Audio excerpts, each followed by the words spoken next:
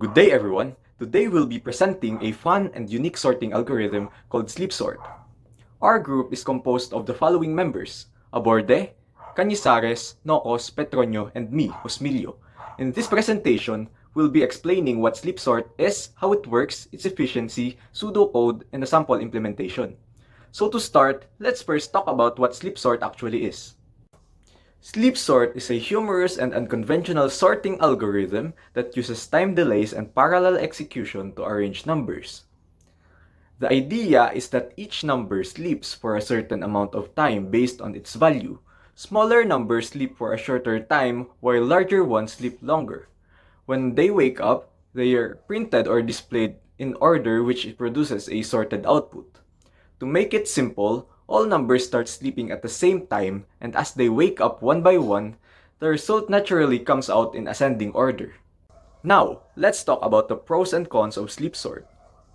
Its pros are, firstly, is it's very simple and easy to understand. Next is it's creative and unique compared to traditional sorting methods. And lastly is it's fun to watch since the numbers appear in order as they wake up. Its cons, on the other hand, are, firstly is it's very inefficient for large numbers since it depends on time delays.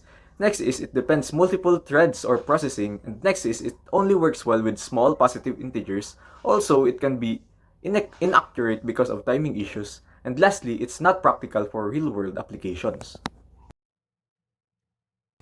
So for the visualization, let's imagine we have an array of numbers. We have 3, 4, 2, 5, 1, and 4. Here's the algorithm. For every element x in the array, we start a new program that does two things. Sleeps for x seconds and prints out x. Here we have our timeline in seconds along the top, and each bar on the left represents one element in the array. All bars start at time 0. That's when we launch all the programs together. Now, each program goes to sleep. The one for number 1 will wake up first, after just 1 second. For number 2, it wakes up after 2 seconds, and so on. So, every second that passes, another program wakes up and prints its number.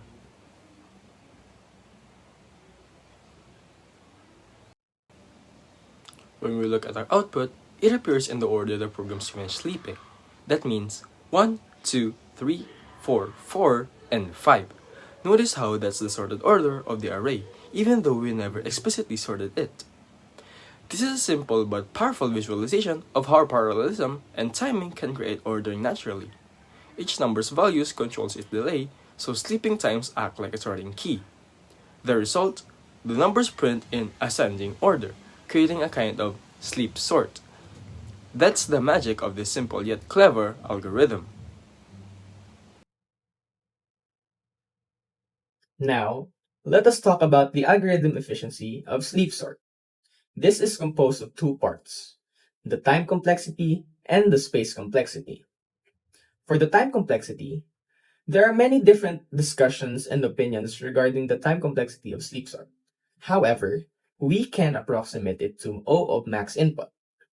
This is because each value that is input inside of the array is assigned to a separate thread that sleeps for a certain amount of time depending or proportional to its value. Thus, the total time that it takes the algorithm to complete is dependent on the largest input inside of the array. So, for example, if the largest input was 1,000, it would take 1,000 seconds for the algorithm to complete. Now, for the space complexity of sleep sort, it would be O of n, since one thread is created for each number that is input inside of the array. Now for the pseudocode explanation. So, sleep sort is not your typical sorting method. Instead of comparing values directly, it uses time delays to sort the numbers. The idea is simple. Each number in the array is assigned to a separate thread. So as you can see here is a slide, my thread, but we discuss that later. Then the thread sleeps or pauses for a duration equal to the number's value. And after sleeping, the thread prints the number. And then since smaller number sleeps for less time, they get printed first. resulting in a sorted output. So, punta na tayo sa mismo pseudocode explanation. We start with an array A containing positive integers. So, importante sa sleep sort na positive integers lang gamitan. Then, may for loop tayo dito hanggang n minus 1. Then, mag-start siya ng new thread. So, this is another key sa sleep sort. Each number gets its own thread. Then, each thread sleeps for the amount of time equal to the current number's value. So, meaning the value itself determines how long it waits. Then, after sleeping, the thread prints the number, and because smaller numbers sleep less, they wake up and print first, resulting in a sorted output. Then, N4 and end procedure na tayo. So, in summary, each number sleeps for its value in seconds. Then the threads wake up and print their number. Finally, smaller numbers wake up first, which results in a sorted output. So, as mentioned earlier, it's important to note that sleep sort only works with positive integers, and it's not considered efficient or reliable for real-world uses. It's more of a fun demonstration of how concurrency and timing can be used creatively in programming. Now that we've discussed the pseudocode and how sleep sort works conceptually, let's move on to see how it looks when implemented in C++ using arrays. This sample program demonstrates sleep sort, a fun algorithm that uses threads, which are like mini programs that can run at the same time to sort numbers by making them sleep for a time proportional to their value. Smaller numbers wake up and print first, which results in a sorted output. In this code, we use three main libraries: IOString for displaying output, thread for creating and controlling multiple threads, and Chrono for time handling, especially for the sleep durations. Threads allow our program to perform multiple tasks simultaneously. In this case, each number in the array gets its own thread that sleeps for a while before printing. The idea is simple. Smaller numbers sleep for a shorter time so they appear first in the output. Next slide, please. Now, let's take a closer look at the function that each thread executes. This function is called sleep and print, and it's executed by every thread we create. In line 7, the statement, this thread sleep for chrono milliseconds n, pauses the thread for a time based on the number's value. Like, for example, if n is equal to 9, that thread will sleep for 9 milliseconds. After the sleep duration ends, the thread wakes up and prints the number. Because smaller numbers finish sleeping earlier, they print first, and that's how the sorting happens. Instead of using comparisons like traditional sorting algorithms where we compare each number with another based on how large or small they are, this version demonstrates how timing and parallel execution can simulate sorting behavior, even though it isn't practical for real applications. Next, let's look at the function that controls how all these threads are created and managed. Here's the core part of sleep sort, the sleep sort function. In line 12, the code threads 100 creates an array to hold up to 100 threads. The line threads index I equals threads sleep and print r index I is one of the most important parts. It starts a new thread that runs the sleep and print function and passes the array value ri as an argument. It's worth noting that the word thread here isn't a keyword, it's a class constructor. This means it's creating and starting a new thread immediately when it's called.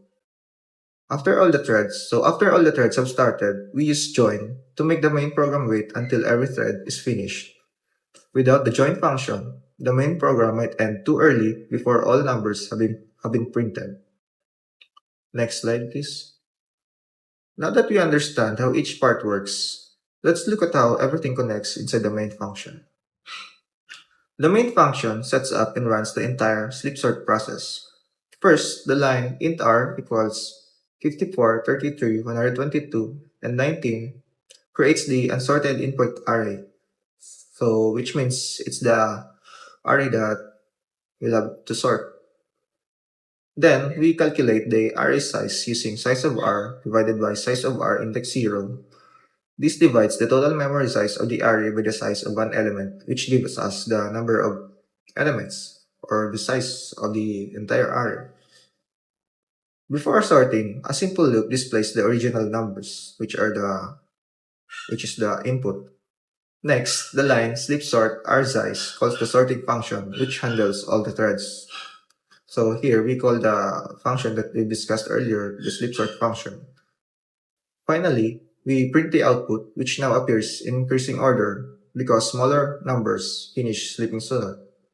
Overall, this function ties everything together and demonstrates the complete execution of the sleep sort algorithm.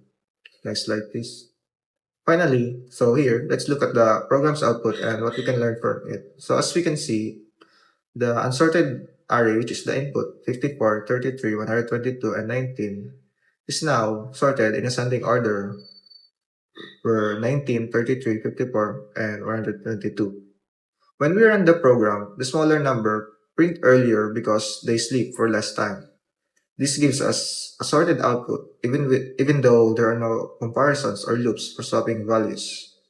However, it's important to note that sleep sort is not efficient or consistent across all computers. The results depend heavily on the system's performance and how the operating system schedules threads. In summary, sleep sort is more of a creative demonstration of multi-threading and scheduling rather than a true sorting algorithm. It shows how concurrency and timing can be used to achieve sorting-like behavior, though in a very inefficient and impractical way. So, thank you for listening, and that wraps up our group's presentation.